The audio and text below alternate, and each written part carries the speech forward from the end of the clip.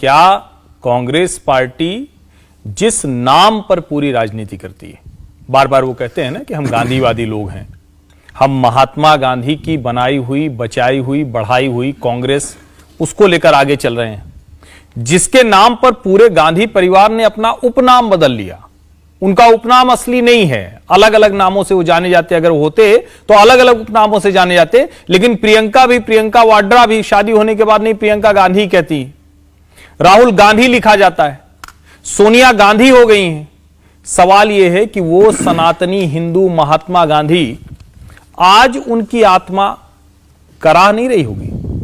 और गांधी परिवार से किसी एक नेता को, केसी वेणुगोपाल ने जिस तरह से जवाब दिया है, वो तो और सनातनी हिंदुओं के जख्मों को कुरेद देने वाला है, उनको और ज्यादा अपमानित करने वाला। वो कह रहे हैं कि ठीक है, हम सर्वधर्म समभाव की बात करते हैं, सर्वधर्म समभाव की बात में सनातन को समाप्त कर देना है, खत्म कर देना है, एरेडिकेट। उसका अंग्रेजी में एक ही अर्थ होता है कि पूरी तरह से समूल नष्ट करना।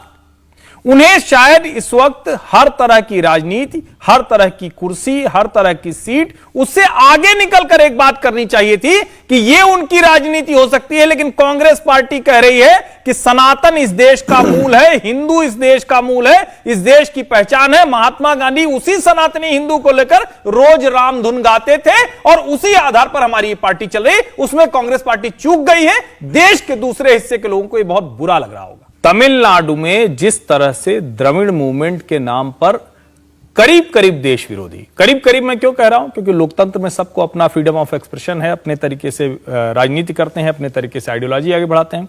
लेकिन आप जो कह रहे हैं वो कहते हैं कि ये कास्ट हायरार्किकल सोसाइटी, हायरार्की है यहां सनातन में। सबसे ज्यादा जातीय आधार पर घृणा, द्वेष अगर कहीं है तो तमिलनाडु में, जिस द्रविडियन मॉडल की बात करते हैं, वो द्रविडियन मॉडल आज तक उसका कोई विकल्प नहीं खोज पाया है। वो आगे बढ़ने को तैयार नहीं। पेरियार ने जो अभद्र टिप्पणियां की, वो रहे होंगे, कोई भी बड़ा व्यक्ति होता है जब कुछ काम करता है तो उसके साथ कई लोग खड़े हो जाते हैं।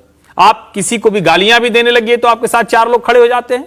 सवाल यह है कि क्या आज जो 21वीं सदी के भारत की हम बात कर रहे हैं, 2023 के आधुनिक भारत की बात कर रहे हैं, कॉन्स्टिट्यूशन के दायरे में पूरी तमिलनाडु की राजनीति आगे बढ़ने को तैयार है क्या? नहीं तैयार है। जाति के दलदल में फंसी है।